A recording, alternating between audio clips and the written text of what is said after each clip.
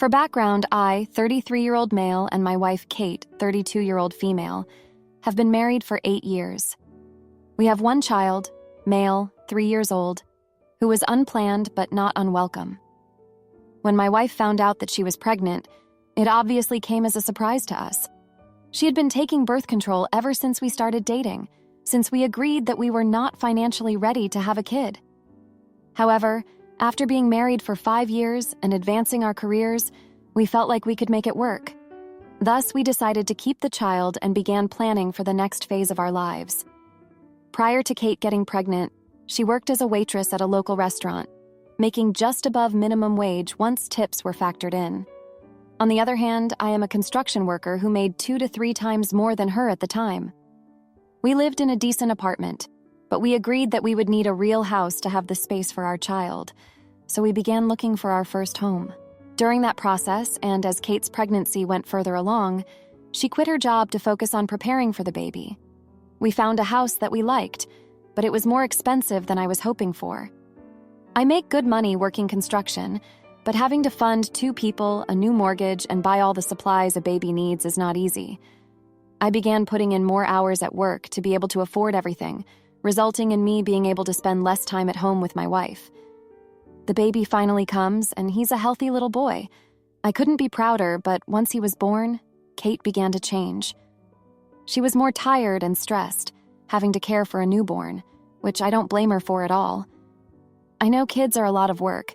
I essentially had to raise my little brother who was 10 years younger than me growing up.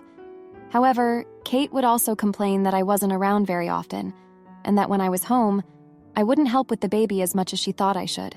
I explained to her that to be able to afford the house, the baby, and the 2 of us by myself, I had to put a lot of extra hours in, and when I come home every day, I am exhausted. I lift heavy objects for a living. I'm lucky to be able to make it through the day without my back being terribly sore. Still, I tried to help out more. I changed diapers where I could, fed the baby where I could, etc. The one thing I refused to do was get up in the middle of the night, which is something I know upsets her. My reasoning is that I'm barely getting 5 hours of sleep a night, and if I get any less, I'm going to be an utter wreck on the job. If that happens and I get fewer hours or even get fired, we're financially screwed. As time went on, we kept making it work, and eventually things got less crazy and stressful. The older the kid gets, the less constant attention and work he needs from us. That's not saying caring for a toddler is easy, but it's easier than caring for an infant who can't sleep through the night.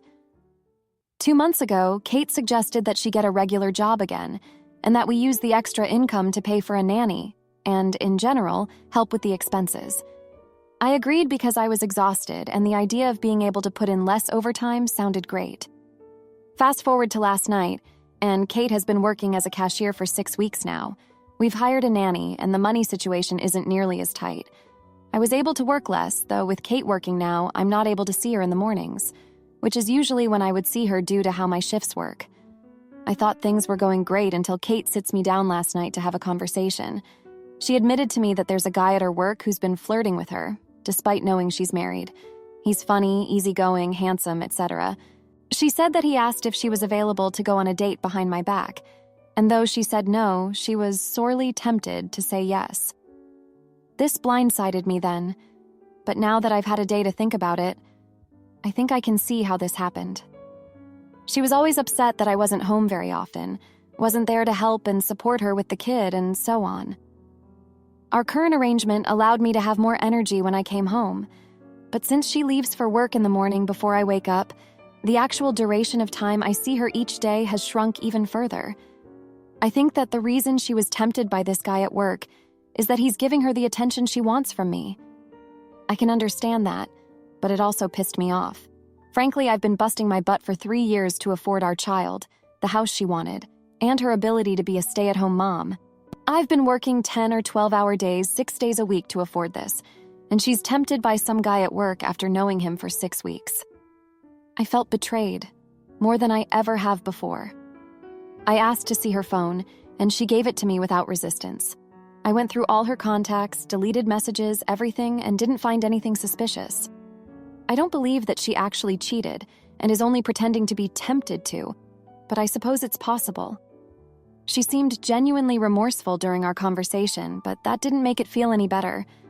I told her in the heat of the moment that I want a divorce, and this caused her to break down in tears and beg me to stay. She asked if I would tear our family apart over just the idea of her cheating, and I threw her words back in her face and said I was sorely tempted. I then went to bed and ignored her attempts to get me to talk since I had work today, the work that has kept our family afloat for the last 3 years, and more if you want to count the 5 years I spent making 3 times more than her. I thought about this all day today, and I'm not sure what to do. I can't get over the idea of my wife wanting to cheat with the first man she's spent any extended time with in 3 years. She asked me if I was going to throw it all away over a feeling, but she was going to do the same damn thing with the guy from work. She's angry that I got angry at her in the moment, but I think I have a good reason to be furious. Am I the idiot? Edit. After reading through many of the comments here, I've decided that I'm going to have a thorough conversation with my wife before taking any harsh action like divorce. I feel, or maybe I just hope, that there's still a chance for us to be happy and healthy together, despite everything that's happened. For starters, I'm going to tell her how I truly feel about all this, not just what I was thinking in the heat of the moment when she told me about what happened with the guy from work. It freaking hurts to know that my wife was sorely tempted by some stranger she met 6 weeks ago, after being married for 8 years and having a son together. I've busted my butt literally and figuratively to be able to afford everything, and I feel like she hasn't been appreciating that. I understand that she's been busy at home taking care of the kid, but if we were to trade jobs for a day, I highly suspect she would change her tune regarding the division of work and effort that we've been putting in. Also, I plan to tell her that I want her to quit her job immediately. Even if she wasn't tempted at all, I don't want her around the type of scumbag man to take advantage of married women. If she doesn't agree to this, then I will have to assume that there's more between her and the guy at work than she's letting on. Lastly, I want to discuss what needs to be done in our relationship to mend it at this point. As many commenters have pointed out, she's almost certainly feeling lonely and neglected with how little time we get to spend together. But I'm not sure how we can improve that while maintaining our current lifestyle. If I'm going to be supporting our family on my own, then I simply won't have time to spend with her during the week. A few commenters suggested she gets a job with hours that align with mine, so that we're home at the same time. And honestly, that sounds like it could be a partial solution to this. Even if it's just a few hours a day when we can both be home and I'm not falling overtired, it would be better than what we have now. And as she slowly gets raises and promotions, I'll be able to work less and devote more time to her and our son. I'll probably update this post tomorrow once we have that conversation, but for now, I need to get to sleep. Thank you everyone for all the feedback and advice, truly. Edit 2. Many people have been asking how my wife getting a job was able to pay for a nanny and me reducing my work hours slightly. The answer is that we live in the Northeast, USA, where minimum wages are good, relatively speaking, and that nanny was a poor choice of words on my part. She's more of an informal babysitter, not an official job. She's a college student who wanted to make some money while taking online classes, without dealing with the hassle of getting a real job. My wife makes around $16 per hour with a standard 40-hour work week, while we pay the babysitter $10 per hour for 5 hours per day, 5 days a week. After taxes on my wife's income and paying for the babysitter, we have around $900 a month left over. That has allowed me to reduce my hours slightly. Now, for a few comments before the update. Comment 1. Your wife communicated something difficult with you. I believe the message she is trying to send is that she doesn't feel loved or even feels like she has a husband since you work so much, and it seems like your schedules don't align often. Maybe having a dedicated date night every week will help. Maybe quitting her job or changing her shift times so that creep doesn't see her. Or maybe you can't get over it and need to divorce her for your sanity. You have a right to be angry. Your wife said she may have wanted to cheat on you, but I truly think from what was written she wants to spend more time with you, since she probably rarely sees you since you work so much. Good luck, man. There are no wrong choices, but do take some time and reflect on what you want to do. Comment 2. While your wife's admission is certainly painful, it's important to recognize that she was honest with you, which suggests she values your relationship. Temptation does not equate to action, and her openness might be a cry for help in dealing with the emotional distance between you. Discussing your feelings and seeking professional help together could help you both understand each other's needs better. Divorce is a significant decision, and it might be worth exploring all avenues before making such a life-altering choice. Now, for the update. Hey everyone, thanks for reading my last post and for all the great advice. It's been a month since my wife Kate told me she was tempted to cheat on me with a guy from her work, and a lot has happened since then. After reading through all your comments, I decided to have a thorough conversation with Kate before taking any drastic action like divorce. I told her how much it hurt to know she was tempted by some stranger after being married for 8 years and having a son together. I explained how I've been working my butt off to afford our lifestyle and that I felt unappreciated. I also told her I wanted her to quit her job immediately, even if she wasn't actually tempted, because I didn't want her around the type of scumbag who would take advantage of married women. To my surprise, she agreed without hesitation. She said she understood how it looked and that she would never want to jeopardize our marriage. We then discussed what needed to be done to mend our relationship. Kate admitted she had been feeling lonely and neglected with how little time we spent together. I suggested she find a job with hours that align with mine so we could be home at the same time, and she thought that was a great idea. The next day, Kate quit her job and started looking for something new. In the meantime, I tried to make more of an effort to spend quality time with her and our son when I was home. It wasn't easy with how tired I was from work, but I could tell it meant a lot to her. A couple weeks went by, and Kate found a job as a receptionist at a dental office. The hours were perfect, 9 to 5 Monday through Friday, and it was only a 10-minute drive from our house. She seemed really excited about it, and I was happy things were looking up. But then, just a few days before Kate was supposed to start her new job, she got a call from her old boss at the restaurant. He offered her a promotion to shift manager with a significant pay raise. Kate told me about it, and I could see the conflict in her eyes. On one hand, the money would be great and would allow me to cut back my hours even more. But on the other hand, it would mean going back to the same place where that scumbag hit on her. I told her I would support whatever decision she made, but deep down I was hoping she would choose the dental office job. To my dismay, Kate decided to take the promotion at the restaurant. She said the money was too good to pass up and promised me she would keep her distance from the guy who hit on her. I reluctantly agreed, but I had a bad feeling about it. Fast forward to last week, and my worst fears were confirmed. I stopped by the restaurant to surprise Kate with lunch, and I saw her laughing and joking around with none other than the scumbag himself. They were standing way too close for my comfort, and he had his hand on her lower back. I stormed over there and confronted them, causing a huge scene in the middle of the restaurant. The guy tried to play it off like they were just friends, but I wasn't buying it. I told him to stay the hell away from my wife, then I grabbed Kate's arm and dragged her out of there. When we got home, I demanded to know what the hell was going on. Kate broke down in tears and confessed that she and the guy had been flirting pretty heavily the past couple weeks. She swore nothing physical had happened, but they had been texting a lot and even met up for coffee once outside of work. I was absolutely furious. I couldn't believe she would betray me like this after everything we had talked about. I told her I was done and that I wanted a divorce.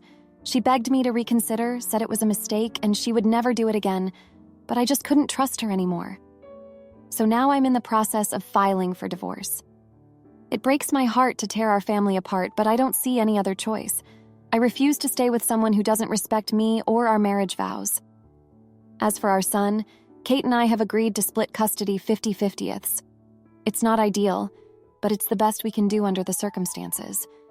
I'm just trying to focus on being the best father I can be and providing a stable home for him, even if it's only half the time. Looking back, I can see there were issues in our marriage long before Kate's indiscretion. We had grown apart over the years, and the stress of raising a child and making ends meet had taken its toll. But I never thought she would cheat on me, emotionally or otherwise.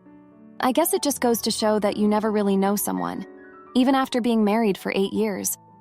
I'm not sure what the future holds for me, but I know I need to focus on myself and my son right now. Maybe someday I'll be ready to open my heart again.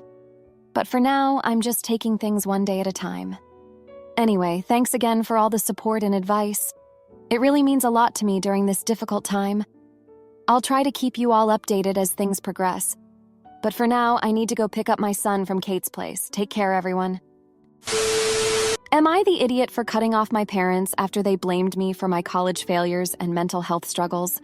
I, female 23, had a massive falling out with my parents, who are both in their 50s, about 2 years ago. To set the scene, all throughout high school I was a model student, third in my class, involved in a dozen extracurricular activities, and took college courses. Everything went downhill when I got to college. My mom convinced me to pursue fashion design instead of psychology.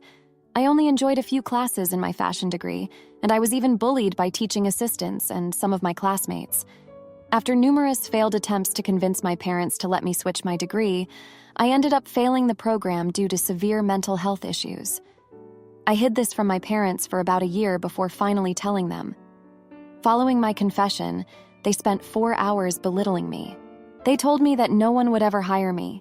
I had ruined my future, accused me of being on drugs, called me a liar, a failure, a manipulator, and even compared me to my mom's sibling who dealt, made, and used hard drugs and caused heartache for their children. At that time, they didn't know that I had only recreationally smoked Zaza. During this conversation, I tried to leave and withhold my phone from my parents. In response, my dad told me to get the FCK out of his house since he paid for it. I also had a panic attack, to which my mom responded, "See, this is why I believe you're on drugs. You're freaking out."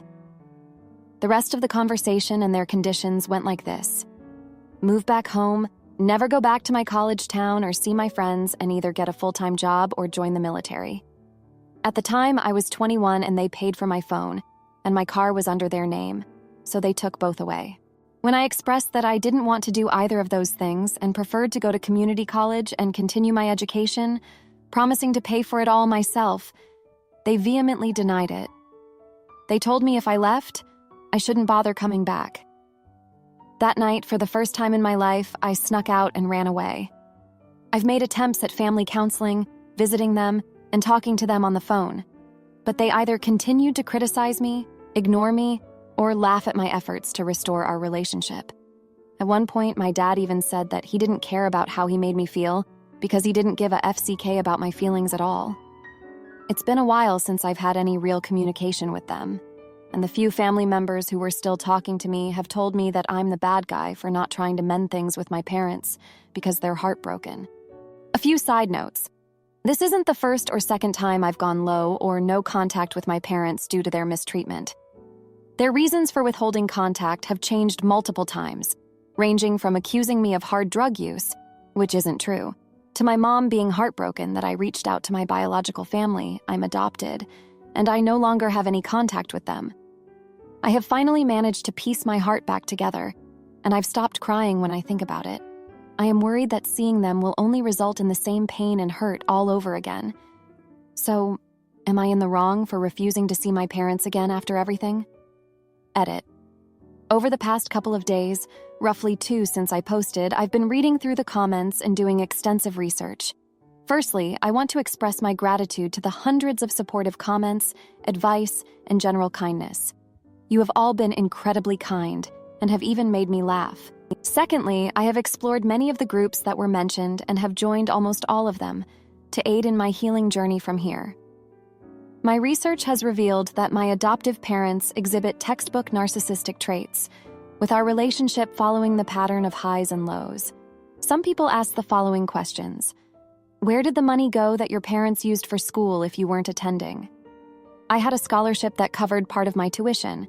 I paid part of it myself. My father had government funding that paid part, and my parents covered the rest. My parents paid their share at the end of each semester, so I wasn't frivolously spending their money. Unfortunately, they did waste money on failed classes, which I feel guilty about.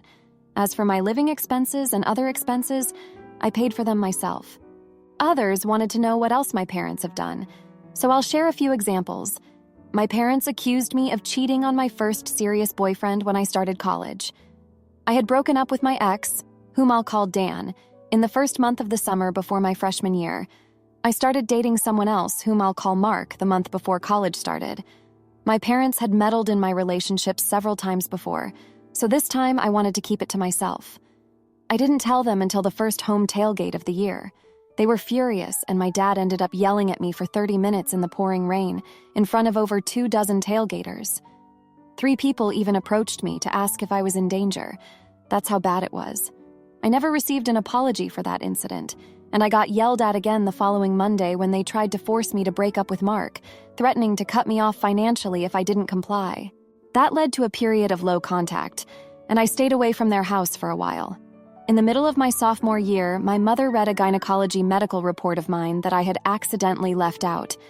She proceeded to call me every name imaginable, stopped just short of calling me an intimacy worker, and even accused me of having an abortion, which I had never done and have never been pregnant. I went no contact for 2 months. There are more instances, but I think these examples illustrate the pattern. After considering all the advice and reflecting on multiple prayers, I have decided to maintain no contact with my parents, as well as much of my extended family. It will be difficult, but not as difficult as constantly having to heal from the pain over and over again. I will also seek therapy and potentially write a realistic fiction book, inspired by my experiences to shed light on narcissistic abuse and hopefully help others in similar situations. Once again, thank you all so much. May your hearts be blessed. Now for a few comments before the update. Comment 1, not the idiot. Your parents showed you who they are, so believe them. They are people who would rather control you and kick you when you are down than be, parents. Do not spend time with people who make you cry. When the flying monkeys try to poison you, just tell them your heart is hurt, and your parents taught you that when that happens, it's okay to kick people out of your life. I'm sorry, you deserve better than this. Be your own parent. Treat yourself, defend yourself, and protect yourself the way your own parents should have. Edit. Well, thanks for the awards, kind folks. Comment 2. You've majorly buried the lead. I'm adopted and was naturally curious, and I don't speak with them anymore. I'm so sorry. First, your parents are jerks for not wanting you to speak with your biological family. I'm sorry that the reconnection didn't go well. You've been let down twice, by your adoptive parents and also by your biological family. That's heartbreaking. You clearly need to go low or no contact with your adoptive parents. I suggest joining some adoptee support groups, and I hope you have a therapist to deal with all this toxicity and trauma. Not the idiot. Now for the update. Hey everyone, it's been a few days since my last post, and I wanted to give you an update on what's been happening. First off, I want to thank you all for your support and kind words. It means the world to me. So here's what's been going on. After reading through all your comments and doing some research, I decided to reach out to my parents one last time. I thought maybe, just maybe, they'd be willing to listen and try to understand where I was coming from. Boy, was I wrong. I called my mom and asked if we could meet up to talk. She agreed, but when I got to their house, my dad was there too. I should have known something was up, but I was just so hopeful that things could be different this time. We sat down in the living room, and I started explaining how their actions and words had hurt me over the years. I brought up specific examples, like the time my dad yelled at me in front of everyone at the tailgate and when my mom accused me of having an abortion. I thought that by being honest and vulnerable, they might finally see the pain they'd caused. But instead of listening or apologizing, they started yelling at me. My dad called me ungrateful and said I was just trying to make them look bad. My mom burst into tears and said I was breaking her heart all over again. They both insisted that they had done nothing wrong and that I was the one who needed to change. I tried to stay calm and keep explaining my side of things, but it was like talking to a brick wall. They just wouldn't listen. And then, my dad said something that completely shattered me. He told me that if I couldn't appreciate everything they'd done for me, then I was no longer welcome in their lives. He said I was a disappointment and that they were done with me. I left their house in tears, feeling more broken than ever before. I couldn't believe that after everything, they still couldn't see how much they'd hurt me. I realized then that no matter how much I wanted things to be different, my parents were never going to change. Over the next few days, I did a lot of soul-searching. I thought back to all the times my parents had belittled me, ignored me, or made me feel like I wasn't good enough. I remembered how they'd always put their own needs and wants above mine, even when it came to my education and career, and I realized that I deserved better than that. So I made the difficult decision to cut off all contact with my parents and most of my extended family. It wasn't easy, and it still isn't, but I know it's what I need to do for my own mental health and well-being. I'm focusing on surrounding myself with people who love and support me unconditionally, and I'm taking steps to heal from the trauma of my past. I've started seeing a therapist who specializes in narcissistic abuse, and it's been incredibly helpful. I'm learning how to set boundaries, trust my own instincts, and build a life that's true to who I am. I'm also considering writing a book about my experiences in the hopes that it might help others who are going through similar situations. So that's where things stand right now. It's been a tough few days, but I'm feeling hopeful for the future. I know that I have a long road ahead of me, but I'm ready to do the work and build a life that's filled with love, joy, and authenticity. Thank you all again for your support and encouragement. It means more than you know. Am I the idiot for kicking my fiancé's best maid out of our wedding after she tried to take over? Original post removed from r.Amy the asshole for violating the relationship rule. I, 25-year-old female, am getting married to my fiancé Matt, 27-year-old male, in August. We've decided we want a non-traditional wedding that disregards stereotypical gender roles, so my younger brother, 16-year-old male, can be my man of honor. Matt was on board with this idea and wanted his best friend, Jenna, 27-year-old female, to be his best maid. He and Jenna have been friends since middle school. When his mom passed away back in high school, Jenna and her family were a huge support system for him. Now they're like family to him. I never really got along with Jenna. Since she's so close with Matt, I've tried to connect with her, but I always got the feeling she has a crush on him. Matt shares this sentiment. I tried to hang out with her, but she always ended up making passive-aggressive digs at my appearance and the way I behave. I've tried talking to her about how that upsets me, but she told me she thought, that's how girlfriends play around with each other. I've talked to Matt about it, and he went and confronted her for me. Afterwards, we agreed it would be best if I didn't hang out with her anymore.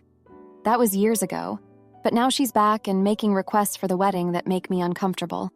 For example, she tried to convince me to change the colors to better suit her skin tone. I would like to pat my own back here and say I've been super chill about all of this, and Matt's been a peach intervening for me. But her most recent idea was to walk Matt down the aisle. Since I already didn't want to be walked down the aisle, it would be a perfect gender role reversal. Matt thought this was a pretty fun idea. The way his face lit up probably would have convinced me to go along with it if she didn't word it in such a creepy way. She said, since Matt's mother is no longer here, she should be the one to give him away.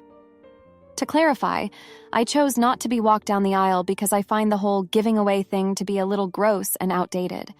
I suggested that Matt and I walk down the aisle together, and she told me that Matt's mother actually knew her and would approve of her filling in that place instead of me. I grabbed Matt's arm and led him away for a private conversation. I was explaining how that crossed the lines of what I was comfortable with considering her crush on him, and she barged in the room hurling accusations at me. She called me jealous, controlling, petty, and manipulative. I admit I snapped and told her she's not walking him, and that's final. And if she kept pushing me, she would be uninvited. She ended up running out of the room in tears. Matt told me I could have handled that better, and I can't go making those kind of decisions without his input, even if they are just empty threats. I feel like he's right, and I do feel bad about what I said, but I honestly think she deserved the wake-up slap. Am I the idiot? Edit. I'm new to Reddit, so I'm not sure how to update y'all. I'm sorry if I'm doing this wrong, but I wanted to clarify some things. Since this was originally posted in r.Amy the asshole, and they had a character limit, I had to cut a lot of things down. Like her weird insistence that male strippers be hired for the bachelorette party she's not attending, but my 16-year-old brother will be a part of. Matt's getting the short end of the stick in a lot of the comments. I can see now that some of his behavior was problematic, and he can see it too. But in his defense, he's been the one shutting down all of Jenna's ideas and taking all of the blame for it so she doesn't stress me out any further. He's been, and always has been, my buffer to her. There's no attraction on his behalf and absolutely no previous romantic entanglement. He honestly has only ever seen her as a little sister to him, and that's how I see her too. I guess that's why we tolerated her behavior up until this point. Jenna lives in another state, so he doesn't hang out with her often. When she comes to visit, I usually just go out for a day with my friends instead of enduring her. When I said we decided, I meant I decided and Matt supported my decision. He did not decide that for me. Additionally, Matt didn't run after her when she left, and he didn't yell at me. We were in the middle of discussing plans for the wedding, calmly, when she came in uninvited. After she left, he stayed with me and we continued discussing her behavior and potentially removing some of her roles from the wedding. He agreed with me that she was overstepping her lines, and it would be better if we walked down the aisle together. He was really only into the idea of her walking him down the aisle because he thought it would be fun to be the one led to the altar, and for everyone saying I deserve it for not having a traditional wedding. What? The wedding is still pretty traditional. We just didn't want gender to designate the roles of our loved ones on this special day. I want my younger brother by my side, and that's it. Matt and I are talking and reading through your comments. Thank you all so much. I'll post an update in a couple of days about the situation, but Matt wanted to thank y'all specifically for opening his eyes to the situation. A lot of the comments were harsh, but he firmly believes that these things needed to be said to show him how he's behaved and the person he doesn't want to be to me. Now, for a few comments before the update. Comment 1. Not the idiot. There is no need to cater to a best friend when it's your wedding.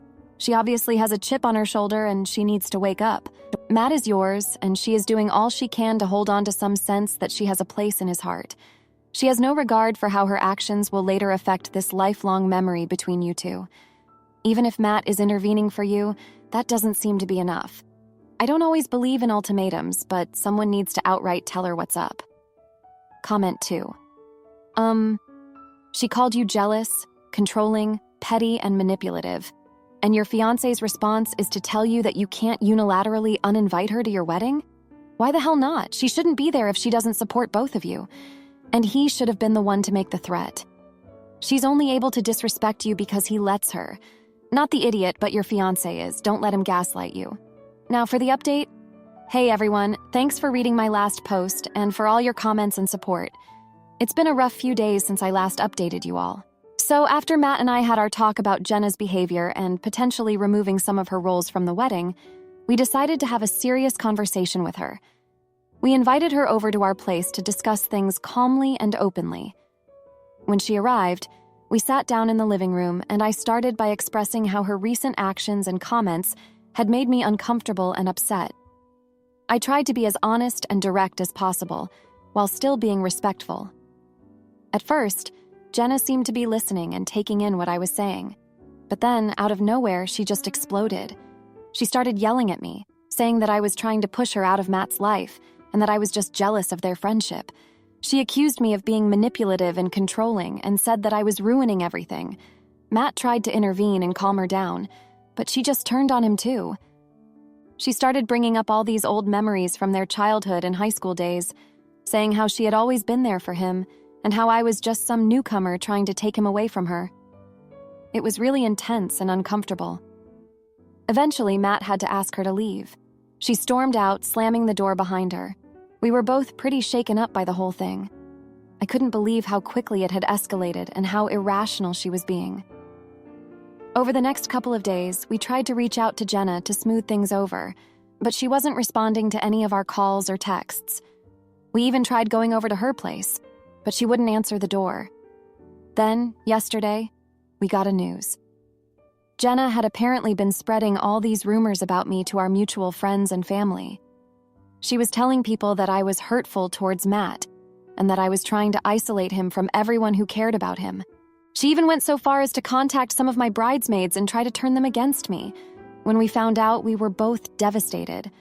I couldn't believe that someone who was supposed to be our friend could do something so hurtful and malicious. Matt was beside himself with anger and betrayal. We spent hours talking about what to do next. We knew we couldn't let Jenna's lies and manipulation go unchecked, but we also didn't want to stoop to her level. In the end, we decided to reach out to our closest friends and family members individually and explain the situation. We told them the truth about what had been going on and asked for their support and understanding.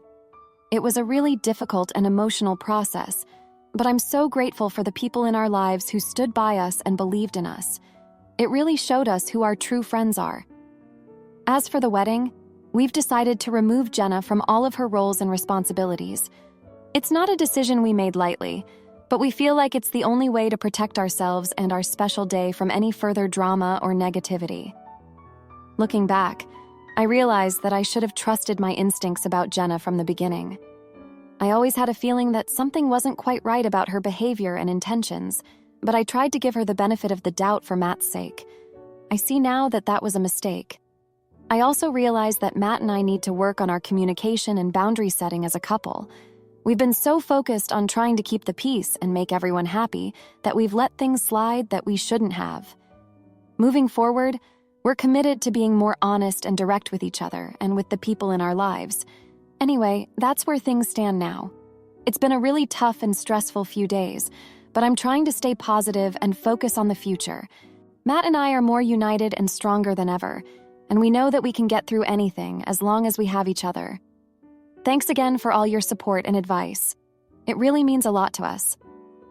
I'll keep you all updated on how things go from here. If you liked this video, you'll probably like these too. Also, while you're here, please consider subscribing. It's your support that keeps this channel alive and allows me to make better and longer videos. Have a great day.